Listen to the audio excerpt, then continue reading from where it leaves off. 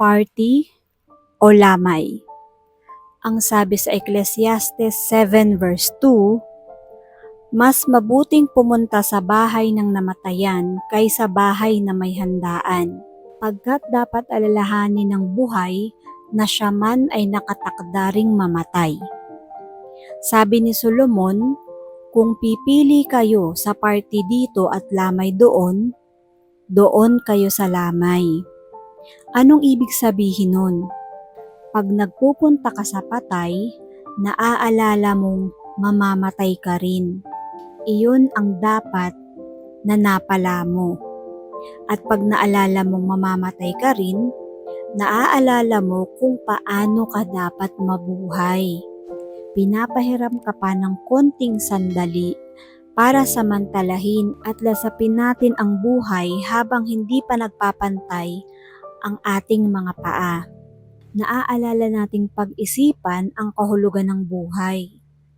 Suriin ang sariling buhay at maghanda para sa hindi naman maiiwasang appointment na yan. Constant ang death at ang change, kaya wag natin yang kalilimutan. Ang buhay ay umaabot minsan ng 70 taon, 70. Kung sobra kang malakas, baka umabot ka pa ng 80. Pag naka 90 ka pa, sobra-sobra na yon. Ang dami mo ng bonus. Yun ngang iba 10 years old pa lang namamatay na. I-example natin yung balot o yung sisiw doon sa balot. Hindi na nagkaroon ng pagkakataong mabuhay. Hindi pa nga isinisilang, sumasa kabilang buhay na. Maaring sa iba nakakatawang example na to, pero totoo. Biruin nyo naman yung sisiw. Buhay pa siya doon sa loob ng shell, ng eggshell. Pagkatapos ay iluluto para gawing balot. So hindi na siya nagkaroon ng pagkakataon na maging manok, kanya-kanyang panahon. Pag nagkaroon tayo ng dagdag na oras, ipagpasalamat natin. Salamat, buhay pa ako. Hindi dapat puro reklamo.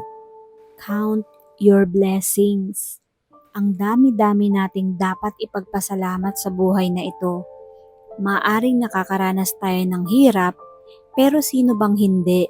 Wala naman sigurong makakapagsabi na 100% masarap, masaya, at maligaya ang buhay niya. Kasi nga, walang perpektong tao at wala ring perpektong buhay. Meron naman na tinatawag na ng Panginoon, ayaw pa. Siguro mayroon pang mga karanasang hindi pa natikman o mga kabutihang hindi pa nagawa. Kaya nga dapat na nabubuhay tayo araw-araw. One day at a time. Yung mga malalayo pa, mga 2 years pa, mga 5 years from now pa, wag na muna nating pakaisipin. Live in the now. Isipin natin yung ngayon, yung present. Hindi ba paborito nating sinasabi yung mabuhay? Usong-uso pa yung kanta ngayon sa TikTok na Mini-Miss You at may mabuhay pa sa lyrics nun. Kaya dapat na binubuhay natin ang sarili. Pag nalulungkot tayo, humanap ng saya. Umimbento ng kaligayahan kaysa magmukmok. Lalo na yung mga bagay na hindi mo kayang baguhin. Ikaw ang magbago ng attitude. I-focus mo ang iyong atensyon sa iyong mga blessings at sa mga bagay na kaya mong kontrolin. Kung may isang tao na iniinis ka at ayaw na ayaw mong ugali, ibaling mo na lang yung paningin mo sa iba. O kaya ay mag-focus ka sa ibang bagay para hindi laging yun ang nakikita mo. Hindi naman tayo basta-basta makakapagbago ng tao. Ang Panginoon lang ang makakagawa nun, kaya ipagdasal na lang natin.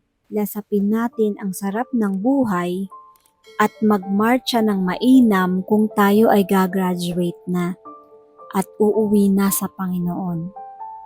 God bless us all.